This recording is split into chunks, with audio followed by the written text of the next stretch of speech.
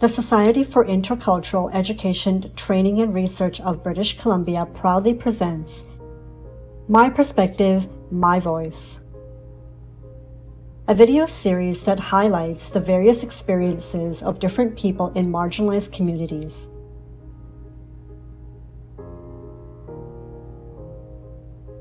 Hi there, my name is Zahra and I'm an international student from Tanzania studying at the University of British Columbia. I'm going into my 4th year now studying global health and nutrition, and I come from a background of a low-income family. So I'm the first person in my family to attend university. So as an identity, I would say I'm a first-generation and low-income student, as well as a woman in STEM. And so from that background, growing up in Tanzania, there was a lot of obstacles to attend university to begin with. I came to Canada in 2017 on a full scholarship, and to obtain that full scholarship, the first hurdle I remember was grade 7, which is where my education stopped. And after that, girls in my community were getting married if they were from low-income families. The reasoning and the rationale behind that was it is so that you are offered financial security through a family, like another family, a husband, and it's more sustainable in a way. But for me, I wanted to achieve that myself, and so I got a couple of scholarships, and through that funding I was able to attend UBC, and through that funding I'm hoping to also attend graduate school. So after my grade 7 education, what happened was we didn't have enough money to afford secondary school, and so I had a pause and a break in my education where I just stayed at home, helped out, and I was almost doing all the domestic duties that I would as a wife, and I understood that that was the journey that I was expected to take. But instead, in my free time, what I would do is I would try to talk to schools. I would go in and show my grades, try and talk to them and see if they have any funding support. And so when my father saw that, he really tried to support me. He tried to get loans, he tried to also accompany me and walk me back when I would come home really late from these school appointments. And so I ended up getting funding from different schools and different community members to attend secondary school. And then after that, I actually attended IB on a full scholarship from an international school. And that again was quite the journey, because they accepted 5 students who were from low-income backgrounds within an international school.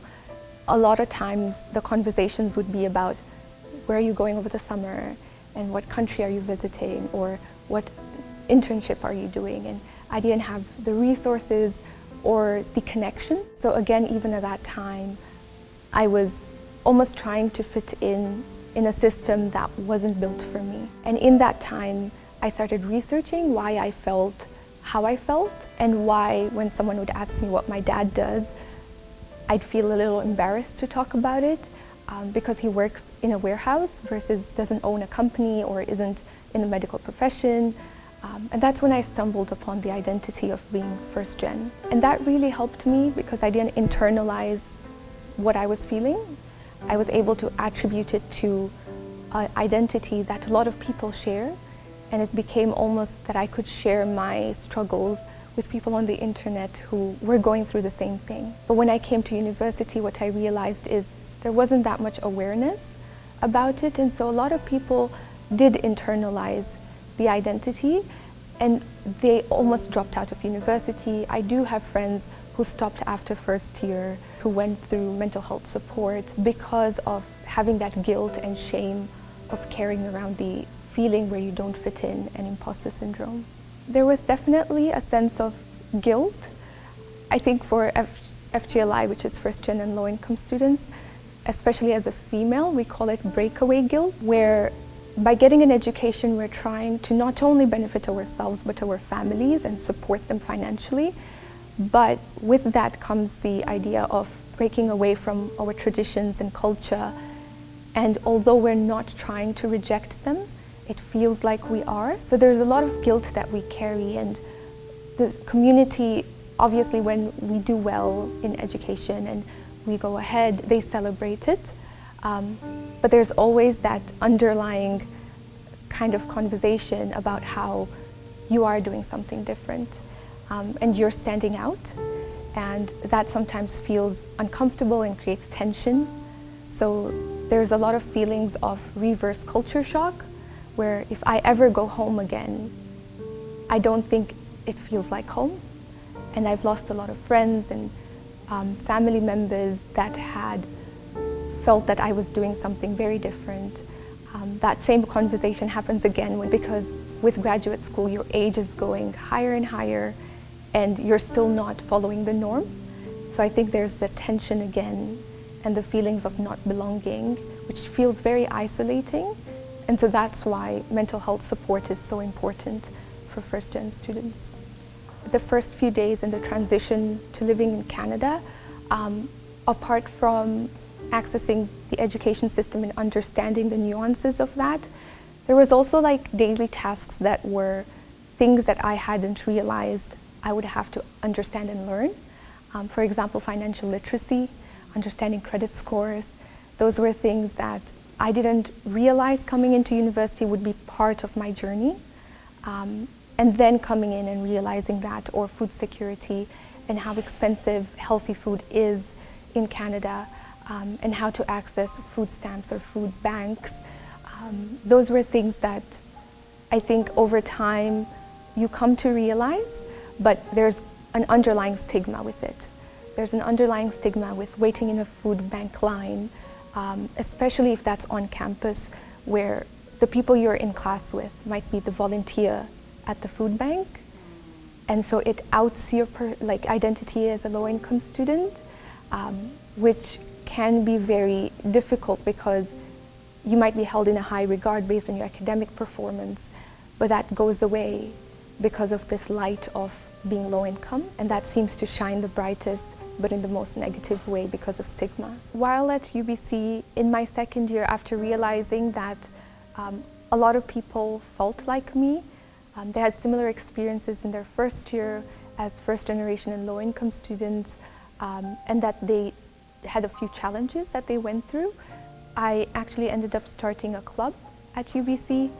The reasoning behind it was to support students who are first gen and low income, but also to raise awareness on an institutional level for different themes and factors that might influence the retention of first gen and low income students in university. A lot of it came from the experiences of one of my friends about how not being able to share this with her family because of the guilt that she broke all the barriers to come here and now she was struggling was really hard to communicate, because you would want to portray the idea that you came for a good life and you got the good life. And so she was contemplating a lot of suicidal thoughts based on what she had gone through.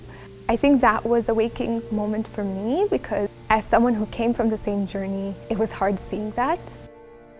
And so within university, what I did was create a club that not only provided community support and a place where we could all gather, share what we were going through, talk about like the little funny moments of when we learned something that was very obvious, like using the washing machines and dryers, or realizing how expensive grocery is, to the point where we can talk about the stigma and talk about barriers that we're facing, and also be able to advocate at an institutional level for change.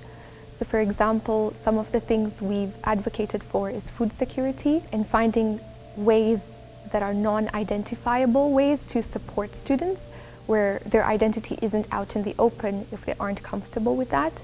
So we moved from food banks to advocating for money on a student card where they can use that money with any restaurant, any grocery store within campus without showing that they were low income. That really helped students because they don't have to wait in lines, which would be time that's valuable for them, and they don't have to run into awkward conversations where they have to explain themselves. Another thing that we talked about a lot was sexual violence and the cost of surviving that as a low-income student, because there is a lot of trauma, a lot of mental health things that you have to navigate, but on top of that there's also the finances.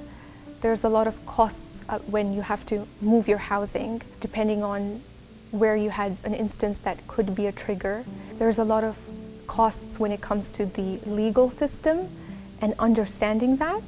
And so whether or not you are a low-income student could influence how you seek support and what you do with how far you go within the legal system to seek justice. And then another thing that we talked about a lot was the identity of being a refugee student or being internally displaced and how that intersects, because PTSD is something that a lot of students actually carry within university, but you wouldn't know. And so how they navigate that while going through university is something that isn't really talked about as much. So those were some of the initiatives that we talked about and we ran. We realized that although all this exists, the identity itself isn't understood. And so we created a podcast as well. And that podcast dissected different themes. So each episode was a different theme, but in relation to what it means when you are first gen or low income. And that podcast is found on Spotify. It's The Torchbearers. And that really helped because it reached a lot of schools apart from UBC. And that's how we came up with the idea of bringing a conference. So it kind of was a ripple effect where we started with the club, and then we realized that the problem wasn't advocacy, it was the identity not being known. And then once we did that, we realized there was more value to go even beyond our own university. And so the conference is something we ran across Canada, actually. And we brought in the perspective of what it means to be first-gen low-income, especially during the pandemic, and what it means when different identities then intersect on top of that and layer on. And there were a lot of themes that came out that we ourselves as organizers didn't realize would be talked about that were very important, like climate justice and why participating in the climate movement might be a barrier for low-income students, and how to navigate that, how to make sure that people of color are more represented within the climate justice movement. And so there was a lot of value in seeking that out, and there was a lot of changes that happened due to the conference. I think the one that comes to mind as a highlight was one of the students who attended the conference reached out and actually emailed us. We had offered free tickets for it for anyone identifying as first gen or low income as a commitment to equity, but no one took the tickets. And so we were very confused by that because we didn't know why that was happening. And then when that student reached out, we realized that they actually felt that there might be someone else who needs it more. And so then realizing that if we change our language ourselves from having a free ticket to a sponsored ticket by a community partner, that makes it more easier for people to access it because they believe that there'll be more tickets sponsored by different partners. And then once the student attended the conference, they actually wrote back to us saying that they always thought these were the cards handed to them, and they just had to play the cards that life handed to them, and they didn't realize it was actually a system level issue that could be worked on. And I think that was the biggest highlight for me because it made me realize, just like my friend after whose story I started the club, there were actually a lot more students who didn't feel included or who didn't feel that the system worked for them. And so being able to put together a conference where it's destigmatized and you're able to talk in an open manner really helped the community come together. And that was a big moment for us, and UBC actually started a new scholarship this year specifically for first-gen and low-income students. And so they were able to take in the first cohort of students, which was a huge success for us because that means our identity is now recognized and the value of students from a historically excluded group is now being seen at a systems level. More students who come into university from their first year as incoming freshmen are aware of the identity.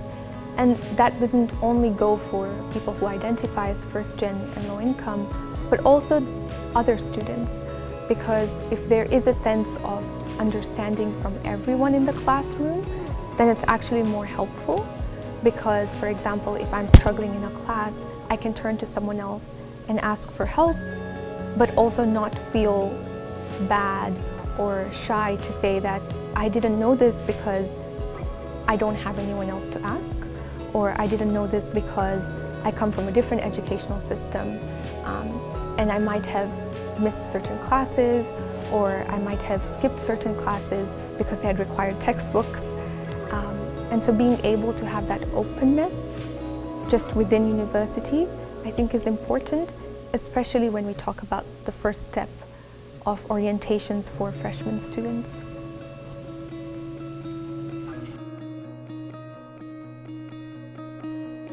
Thank you to the Ministry of Tourism, Arts and Culture, the Courageous Storytellers, the CTAR Board, and Vancouver Community College for helping make this project become a reality.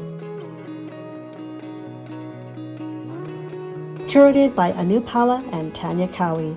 Filmed and edited by Tejita Gupta.